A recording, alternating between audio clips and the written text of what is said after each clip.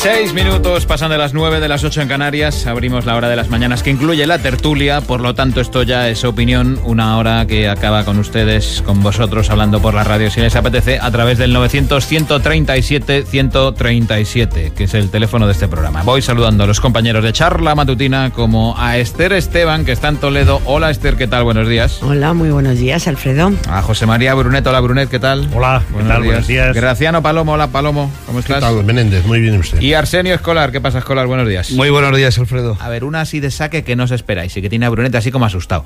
No es ni del Mundial, no es ni de la ratafía, no es ni siquiera de Paco Costas, que nos ha dejado un compañero de Televisión Española este pasado miércoles, el de la segunda oportunidad, recuerdan, ha muerto a los 86 años. Tiene que ver con hoy, desde hoy, se podrá consultar los archivos personales de Felipe González en la página web de su fundación. Esto es algo que en otros países es muy habitual, ¿verdad? Lo de que los expresidentes publiquen y tengan de manera pública todos sus archivos. ¿A ti qué te gustaría buscar en el archivo de Felipe González, José María Brunet, de toda su época, claro? Bueno, pues sí. Bucear, digamos, en su experiencia, sí, ¿no? Y en lo bueno y lo malo, sí, porque hubo de todo, claro. Fueron muchos años, empezó con mucho entusiasmo, 202 diputados, si no recuerdo mal. ¿Recuerdas bien? Que es una cifra que seguramente no se volverá a repetir. Pero luego, claro, que hubo momentos de bajón, ¿no? La huelga general, por ejemplo, si no recuerdo mal, del 86, luego en el 88, 89 hubo algún otro episodio. Y bueno, en fin, el referéndum, ¿no? Hay muchas anécdotas de la época, ¿no? Y, en fin, más que las anécdotas en sí, pues lo que significó.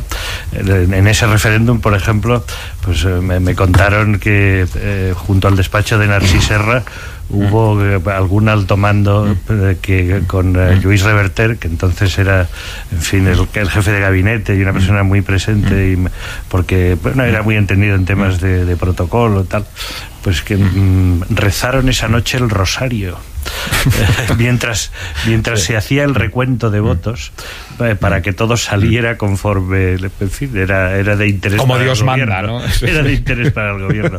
No, pero bueno, a ver, recordaréis aquella frase de Alfonso Guerra de que a España no la va a conocer ni la madre que la parió, que se refería, pues eso, a los años de gobierno socialista y a cuál era su deseo, ¿no? Que el progreso fuera tan rápido que el país fuera irreconocible. Bueno, pues estoy seguro que en esos archivos sí que habrá muchas cosas de interés para historiadores, porque ya eso tiene esa dimensión, ya es historia reciente, pero historia. Esta es para lucirse, Graciano. Ahora vamos a las cosas de comer. ¿A ti qué te gustaría buscar en el archivo de Felipe González?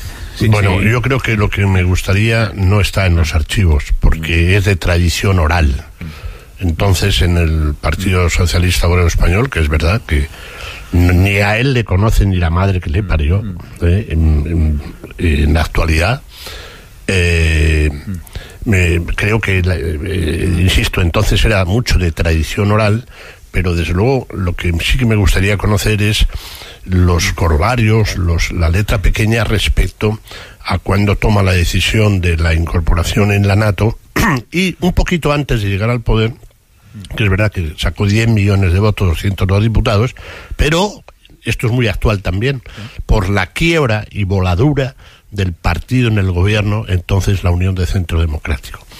Pero me gustaría esas dos cosas: cómo toma la decisión en el 28 Congreso y después en el Congreso Extraordinario de abandonar el marxismo, después de aquella visita con los gorros de Astracán a Rusia con Miguel Boyer y Carlos Ochaga, entre otros, y después eso sí, supongo que los memorándum sobre la OTAN y las cartas que entonces el primer ministro Felipe González y el jefe de la oposición Fraga, que se abstuvo en el referéndum OTAN con enorme cabreo de Thatcher, por ejemplo, si esos intercambios de mensajes escritos, si los hubiese, que lo dudo, es una de las cosas más interesantes. Y a partir de ahí ahí me quedo. Enseguida nos vamos a la NATO, como tú dices, que es la OTAN. ¿Qué te gustaría buscar, Arsenio? Pues sobre todo coincido con Graciano que probablemente cosas muy interesantes no estén en los archivos, o por lo menos no estén por ahora. Es decir, que se añade después. He sabido de este asunto desde hace años. porque hay una persona en el patronato que me comentó que estaban haciendo este proyecto, ¿no? Hace ya 2 o 3 años, por lo menos. Imagino que han puesto especial cuidado en qué publicar ahora o qué hacer público ahora y qué no hacer público, como es lógico, por una cuestión de simple responsabilidad. ¿Qué puede tener más interés? Pues yo creo que los momentos malos, ¿no? Los buenos se suelen autocontar demasiado. Veamos los malos. Hoy mismo está publicando El País una carta que le manda Felipe González a Alfonso Guerra sugiriéndole que dimita cuando lo de Juan Guerra. Se lo dice de una manera muy florentina, muy educada. Porque parece que no le está diciendo nada, pero le está enseñando la puerta, ¿no? Alfonso, vete. Exacto. Entonces, pues sí, el momento en que pega el quiebro, ¿cómo era? Graciano, bases no. OTAN no, bases fuera. OTAN no, bases fuera, que pasan de eso de entrada, no. De entrada no. A lo contrario, cómo se negocia eso internamente. También como la finta que hizo cuando dimitió como secretario general para que el PSOE renunciara al marxismo. Y especialmente los últimos años en el poder. Recordad que el año 93 todas las encuestas decían que iba a perder Felipe González, y luego ganó, por sorpresa. Y tuvo todavía 3 años más. Antes del pacto de los editores. Sí, antes del pacto de los editores. Hay una anécdota ahí muy curiosa. Todos los periódicos estábamos dando por hecho, y el CIS y todo el mundo, que perdía. Y 4 o 5 días antes de las elecciones del 93, yo comí con una fuente que tenía un poco privilegiada, y me dijo: tenemos un informe del Brujo que dice que vamos a ganar. Digo, ¿del Brujo? ¿Y quién es el Brujo? ¿Qué informe es eso? No, verás. No, había uno allí. Y me pasaron un papel que lo clavó. Pero 5 días antes, lo juro. O sea, Tezanos. Sí, no, para nada. Se hizo famoso. Y luego entonces, el lunes siguiente, ya pregunté por el Brujo, y me presentaron al Brujo. Era un experto que trabajaba en el Ministerio del Interior, un experto electoral que no conocía a nadie y que solo hacía papeles para el ministro. Y los hacía bien. Y lo acertó. Y a partir de eso tuve mucho trato. Esther, ¿qué te gustaría buscar en ese archivo? Pues, hombre, las luces las sabemos, sí. Felipe González tuvo muchísimas luces. Yo creo que fue un momento histórico para nuestro país, y él lo pilotó. Pero yo estoy con Arsenio. Lo que más morbo me provoca son las sombras. Supongo que no estarán en los archivos todo lo que se refiere al GAL. Pero de toda la etapa de Felipe González esa, para mí fue muy inquietante cómo se gesta aquello, con quién, qué apoyos tuvo. Y desde luego, si hablamos de sombras, el tema del 23F, él no había llegado, pero estoy segura que tiene una memoria prodigiosa de cómo lo que pasó en torno a aquello, que parte él supo, que seguro que supo mucho, de cómo se resolvió todo aquello. Y bueno, y luego temas que ahora son normales, pero el tema de cuando despenalizó el aborto. Yo era muy militante a favor de ese asunto entonces, ¿no? Las mujeres estábamos en la calle. A mí me recordó mucho esta época que vivimos ahora, ¿no? Con el tema de la violencia machista y de leyes así, a cómo vivimos las mujeres de entonces, jóvenes, estábamos en la universidad, aquellos momentos, ¿no? Y esos 3 puntos, por poner un aspecto que a mí personalmente me gustaría mucho saber cómo se elaboró toda la intrahistoria y las dificultades para despenalizar el aborto en una España con las características del momento.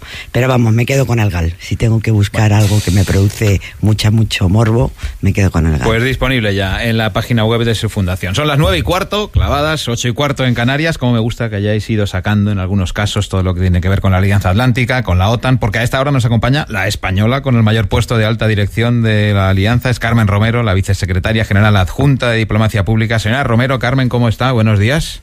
Muy buenos días desde Bruselas, desde el cuartel general de la Alianza Atlántica, efectivamente. Ya hemos estado muy revival, con la Alianza Atlántica, con el referéndum y todo, fíjese. ¿Cómo fue anoche la cena, por cierto, con Donald Trump como invitado? Pues tengo que decirle que la atmósfera de la cena fue muy constructiva y que hubo pues unas discusiones muy relajadas. Se habló de muchísimas cosas, se habló de cómo de las amenazas procedentes de Corea, se habló de Rusia y digamos que fue un ambiente muy muy distendido. Distendido y Trump en la misma frase, no sé si conviene matizarlo, porque llegó el presidente de Estados Unidos con ganas de enviar misiles directos. Está claro que en la primera sesión, porque digamos que la cena es una discusión más extendida, está claro que el presidente de Estados Unidos ha venido con un mensaje muy claro, que hay que invertir más en nuestra seguridad y defensa, pero lo que vimos ayer en la reunión es que todos los líderes de los 29 países miembros de la OTAN están de acuerdo en el hecho de que hay que invertir más en seguridad y en defensa, que se hará progresivamente, que tenemos una estrategia para invertir más y invertir mejor y que la tendencia es a la alza. Y lo que hay que resaltar es que, a pesar de los comentarios que se han podido escuchar públicamente del presidente de Estados Unidos, hay que mirar a la imagen general, y es el hecho de que ayer los líderes de la Alianza Atlántica tomaron decisiones muy importantes que refuerzan la Alianza Atlántica pues para prepararla a afrontar las nuevas amenazas para la seguridad y también ofrecer protección a los cerca de 1.000 millones de ciudadanos que son los miembros de los países aliados. Por ejemplo, pues tenemos 28 páginas de comunicado aprobadas con las que se refuerza nuestra política de disuasión y de defensa, que es muy importante para evitar un conflicto, y también se proyecta más seguridad a nuestra vecindad, como por ejemplo con la misión de entrenamiento en Irak, la misión en Túnez, que España va a liderar. Es decir, que esta cumbre sale con muchísimos resultados concretos. No solamente se trata del 2%, que es algo en el que todos estamos de acuerdo que hay que hacer más progresivamente, pero salimos con resultados muy concretos y sustanciales para estar mejor preparados a proteger nuestros ciudadanos. Del 2 o incluso del 4%, que fue lo que dijo Donald Trump este miércoles. ¿La Alianza se toma en serio esta petición de doblar el tanto por ciento del PIB en gasto en defensa, o es solo un mensaje con intencionalidad política del presidente de los Estados Unidos? El secretario general de la OTAN reaccionó justamente a esta misma pregunta ayer por la noche cuando dijo, aquí tenemos un acuerdo que es el acuerdo que han suscrito todos los líderes de la Alianza Atlántica en el 2014, que es llegar al 2%. Por lo tanto, concentrémonos en hacer las cosas bien y progresivamente alcanzar ese objetivo, que es un objetivo que va en paralelo a también invertir mejor los gastos en defensa, que es algo que, por ejemplo, pues está haciendo España, están haciendo muchísimos países, en invertir en mejores capacidades militares y también en contribuir más a actividades y misiones de la OTAN, como por ejemplo lo que va a hacer ahora España en Túnez. Es decir, que el 2% forma parte de un objetivo más global. Y en lo que tiene que ver, por ejemplo, con España, ¿tiene razón el gobierno al decir que habría que contabilizar de otra manera, que habría que evaluar los esfuerzos que se hacen en misiones internacionales, o incluso con este aspecto que usted me apuntaba en Túnez? ¿Habría que tener en cuenta estas peticiones? Ya se tiene en cuenta la petición del presidente del gobierno español, que ha sido la petición que han tenido también otros líderes de la Alianza Atlántica, como por ejemplo Alemania o Francia, y es que tenemos un acuerdo que fue firmado por todos los países miembros que tiene el objetivo, una meta de alcanzar el 2% en el 2024, pero al mismo tiempo se incluyen las capacidades y se incluyen también las contribuciones a las misiones y actividades, es decir, que se contabilizan las tres cosas. Claro, es más difícil avanzar en el 2% y es lo que más se ve, pero los esfuerzos en estos tres ámbitos son muy importantes, y lo importante es que todos los países miembros de la OTAN han dejado de reducir sus gastos en defensa y todos están haciendo más. ¿Por qué? Pues porque durante muchos años estuvimos en un periodo con menos tensiones, donde había que invertir menos. Ahora todos estamos de acuerdo en que hay que invertir más y mejor, pero hay que hacerlo progresivamente, cada país a su ritmo, y llegaremos ahí. Carmen Romero, que sé que la acabamos de sacar de una reunión, muchísimas gracias, vicesecretaria general adjunta de Diplomacia Pública. Gracias por estar aquí en Radio Nacional de España. Un saludo. Un gusto, buenos días. Bueno, ¿cómo calificaríais, Brunet, el saludo en la escala Richter de intensidad, el saludo entre Donald Trump y Pedro Sánchez? ¿Cómo lo podríamos definir? Es aprovechar la ocasión, ¿no? Parece que el saludo es breve. A mí me hace mucha gracia de la fotografía que más se ha publicado destacado la expresión de la ministra de Defensa, ¿no? De Margarita Robles, esa mirada al fondo, de abajo arriba. Esa sí tiene realmente intensidad, ¿no? Bueno, hombre, lo importante, más que ¿en qué sentido? Esas palmadas. ¿En qué sentido? Pues en el sentido literal, ¿no? Es una mirada intensa y algo admirativa. ¿A quién? ¿A Trump? A Pedro Yo creo Sánchez. que a la circunstancia. Yo creo que mira más a Pedro, ya puestos, ¿eh? A la circunstancia del encuentro, no. Te lo estoy poniendo yo a huevo, que diría un clásico. Yo creo que mira más al presidente americano. ¿Ah, sí? Sí. Pues yo he visto otra, entonces. Pues bueno, en fin, es una en la que aparece entre los dos presidentes, ¿no? Y me parece que lo mira con curiosidad y sí, que en fin, con admiración, pero yo creo que no al personaje. Me costaría, ¿no?, creer que Margarita Robles siente alguna admiración por Donald Trump. Nunca se sabe. Sino por la circunstancia, por el hecho del encuentro, ¿no? En fin, yo creo que si hubiera que ponerle un bocadillo, ¿no?, sería aquello de, mira, aquí estamos, ¿no? Aquí estamos. Y bueno, lo importante, en fin, es la cuestión de fondo, ¿no? La relación, que siempre tiene que ser privilegiada, si se puede, con Estados Unidos. Y a mí, ¿sabes lo que me gustó más de todos estos episodios de ayer? La reacción de la canciller alemana. Es decir, cuando Donald Trump, en fin, llega y en la antesala del encuentro llega haciendo declaraciones diciendo que Alemania prácticamente está a los pies de Putin, pues cuando comparece luego la canciller, apela a su propia experiencia personal para decir, pues mire usted, sí, yo he conocido otra Alemania que sí estaba realmente controlada desde Moscú. Y ahora no, ahora es un país reunificado y que toma sus propias decisiones. Otra cosa es que no tenga razón Trump en una cuestión, y es que sí que Alemania en particular, pero yo diría que no es el único país europeo, sí que por sus contratos en los últimos años, pues todo lleva a creer que sí que tiene una relación de cierta dependencia energética respecto de Rusia, y eso sí puede condicionar la acción exterior de un país que para Europa es fundamental como Alemania. ¿Algo que decir del saludo, Graciano, entre el presidente del gobierno y el presidente de los Estados Unidos? Añadir simplemente a la postilla bocadillo literario que ha recordado Brunet, dice, aquí estamos con 84 escaños, cierra admiraciones con un par. Eso creo que es sumamente interesante. A lo otro no, ha sido el único jefe de gobierno de la NATO que ha dicho entender, palabras textuales, al presidente Trump. En este sentido, aunque España juega un papel relevante en los sitios más difíciles y con gran gasto, porque siempre se empiezan a sumar todas nuestras misiones de paz que tenemos por el mundo, nos cuesta un congo, digamos, a los contribuyentes. Eso no significa que yo esté en contra de que estén ahí, pero efectivamente Trump, fiel a su estilo, se mete con la líder de Europa y el país líder de Europa, que es Alemania.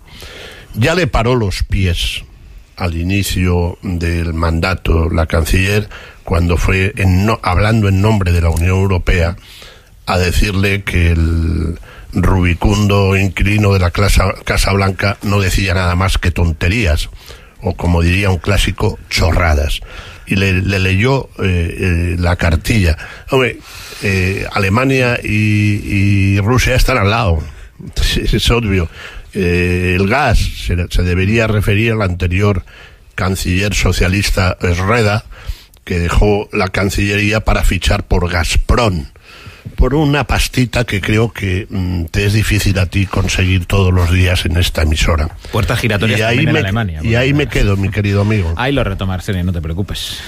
Bueno, la escena, pues yo creo que también traducía un estado de todavía excitación por parte del presidente del gobierno español y de la propia ministra, en el sentido de que hace apenas mes y medio, pues claro, no estaban en el poder y ahora están pues en las más altas cumbres del poder. 40 días, y son 40 noches. Y con 84 escaños. No exactamente con 84, con 180, que fueron los que votaron la salida.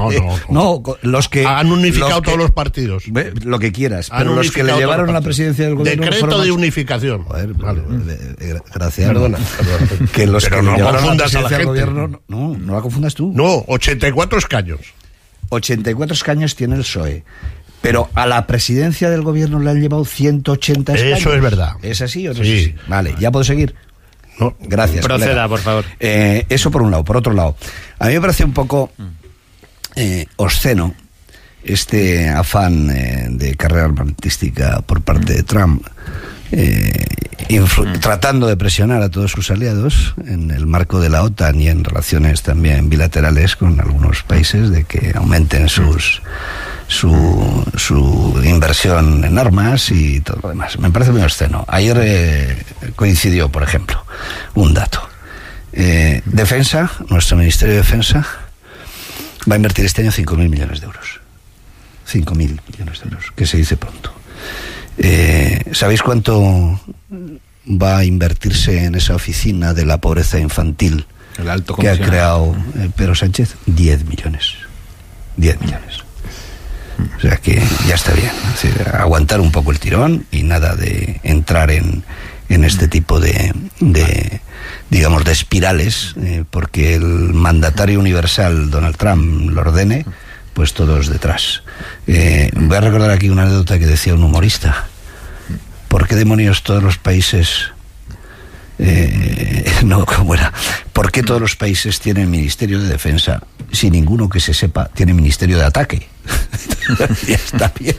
Reflexionemos un poco entre todos, ¿no? Acabo esta ronda contigo, Esther, valorando el saludo, bueno, la presencia y estreno de Pedro Sánchez en la cumbre de la Alianza Atlántica. Bueno, la presencia de Pedro Sánchez, yo creo que la foto lo dice todo, ¿no? Y efectivamente, pues acaban de llegar, están todavía, pero yo me quedo con el bocadillo de Brunet. Aquí estamos, ¿y qué? ¿No? Pero es que conteniendo a Trump delante es difícil de contenerse, de verdad os lo digo. A mí me parece... Bueno, me voy a ahorrar el calificativo porque estamos en la radio pública y no quiero que nuestros oyentes se escandalicen. Pero es de tal soberbia, es tan inoportuno, tan impropio, las cosas que dice, en fin, cómo las dice, ese grado de chulería, que llega y llama morosos a todos los aliados, que le dice a Alemania que es prisionera de Rusia. Bueno, aquí lo que hay que pedir es que este señor no repita. Efectivamente, pedir ya un 2% no llegamos. Ya hablo de España. Yo entrevisté a Margarita Robles la semana pasada, se publicó la entrevista, y me dijo clarísimamente que al 2% no llegaban. Pero luego añadió algo que yo creo que tiene razón la ministra y tiene razón el presidente del gobierno. España tiene una alta colaboración con nuestras Fuerzas Armadas a otros niveles. No solo es dinero, que lo es. El grado de entrega de nuestras Fuerzas Armadas en nuestras misiones internacionales es comentada por todo el mundo. El grado de dedicación, la admiración que nuestras Fuerzas Armadas llevan allá donde van por parte de la población civil. O sea, cosas que a lo mejor para el señor Trump, que solo tiene dinero en la cabeza, en esa cabeza que tiene, pues no son tangibles, pero efectivamente las cosas intangibles a veces son las más importantes. Por lo tanto, yo creo que no es desdeñable el papel de España. Yo ya sé que es, en fin, la preguntaba Margarita, ¿entonces su ministerio no es el de la guerra? Y ella me decía, no, es el de la paz, porque nuestras misiones van a misiones de paz. Por lo tanto, en fin, sin volvernos locos, porque ahí, en fin, en los extremos siempre hay gente que llama antimilitarista al ministro de turno, o gente que dice que nuestro papel es insignificante. Pues creo que tenemos un papel. No creo que nadie, el 4% del PIB no le va a llegar a nadie, y además Trump lo sabe. O sea, esa chulería de mirarnos a todos por encima del hombro, como diciendo, bueno, aquí estoy yo. En fin, un señor que tiene avergonzados hasta su propio país. Yo lo único que pido es que estos años, ¿cuánto le quedan de mandato a este señor? Este noviembre llegamos a la mitad. Pues mira, este noviembre que llegamos a la pasen mitad. pronto y que los americanos vean el papelón que está haciendo este señor y le quiten, en fin, que no siga de presidente. Es lo único que aspiro, porque allá donde va a provocar, a montar el numerito, y yo ya no sé si es un presidente o va de showman o va de millonetis o de qué va. A mí no me gusta nada. No, hablábamos antes de los archivos de Felipe González. Cuando él llega al poder, en Europa todavía había misiles nucleares desplegados. En territorio alemán había unos misiles cuyo nombre se hizo famoso, los Pershing y Cruise, ¿no? Sí. Y Cruise, sí.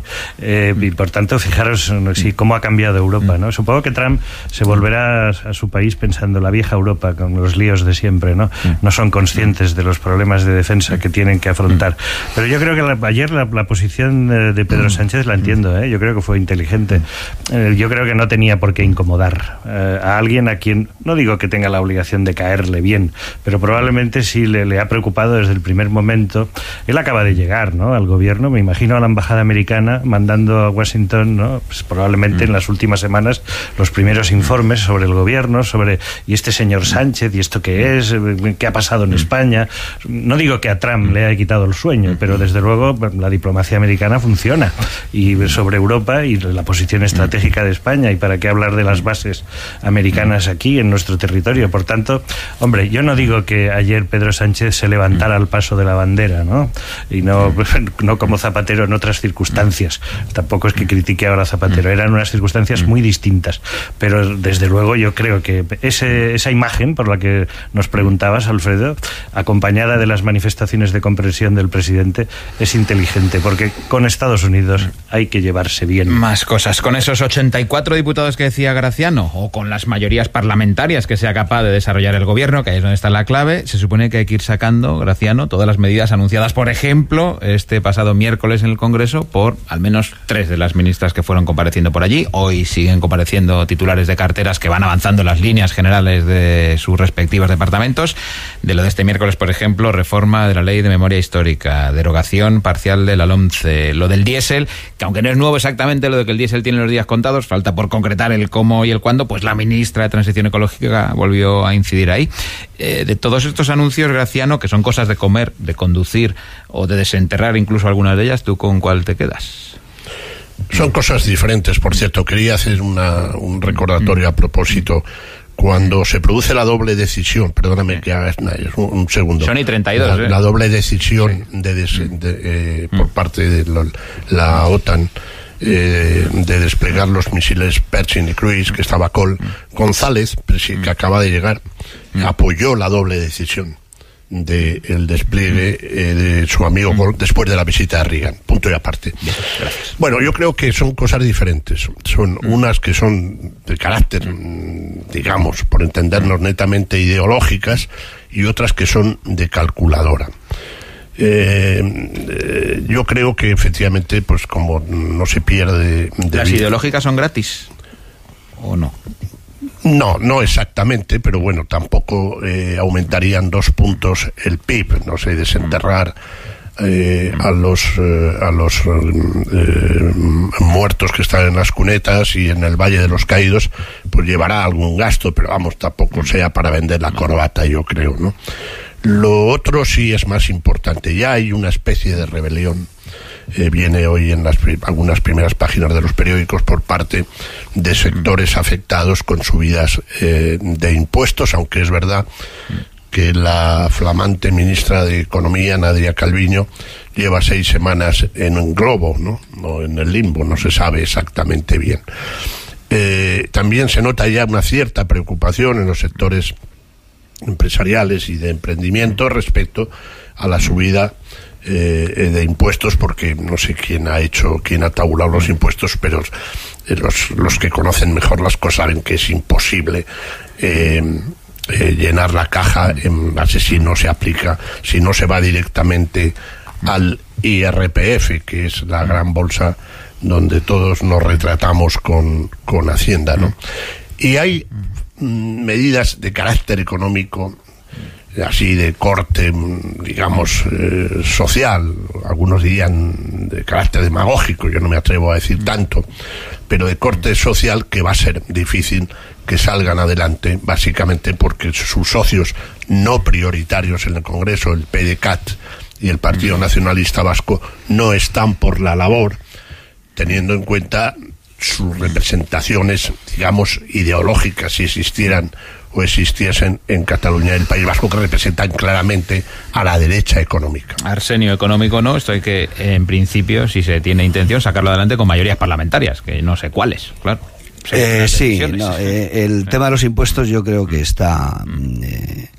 va a ser bastante menos de lo que proponía el propio PSOE y el propio Pedro Sánchez el día 9 de abril pasado. El día 9 de abril pasado Pedro Sánchez presentó en la sede socialista central de la calle Ferrada de Madrid los llamados presupuestos alternativos, y ahí incluía una serie de medidas sobre tributación e imposición, ¿no?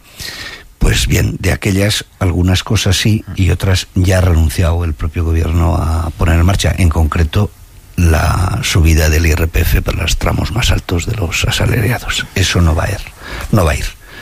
Sí van a ir una reforma en el impuesto a sociedades, solo para las grandes corporaciones, para que el tipo efectivo que paguen no sea como es ahora el 12%, sino que sea por lo menos el 15%. Y las otras medidas que ya habéis comentado de los carburantes, ¿no? Intentando unificar la tributación del gasóleo sobre el de las gasolinas. Evidentemente lo hacen por un afán recaudatorio, aunque luego lo disfracen de políticas verdes. Es cierto que contamina más el gasóleo y que hay que intentar estimular a los consumidores para que se vayan al otro carburante. De todos modos, a mí me parece mucho más significativa que todas estas. Son importantes, ¿eh? Vamos a tener incluso en breve algunas medidas que van a llamar la atención. Yo creo que el gobierno se ha puesto una hoja de ruta muy intensa para, no digo cada semana, pero casi anunciar algo. Algunas cosas eran simplemente gestos, otras cosas eran de sustancia. A mí me parece muy relevante lo de la ministra de Justicia de ayer, Dolores Delgado. La memoria histórica. Sí, sobre todo en lo que tiene que ver con que el gobierno va a asumir la búsqueda y exhumación de desaparecidos de nuestra tristísima última guerra civil. Es intolerable que 80 y tantos años después de ese conflicto tengamos docenas de miles de muertos en fosas comunes en las cunetas. Es intolerable. Eso dice muy poco de nosotros mismos como país. Somos el segundo país del mundo, después de Camboya, con mayor número de víctimas de una guerra civil mal enterradas. Eso es intolerable.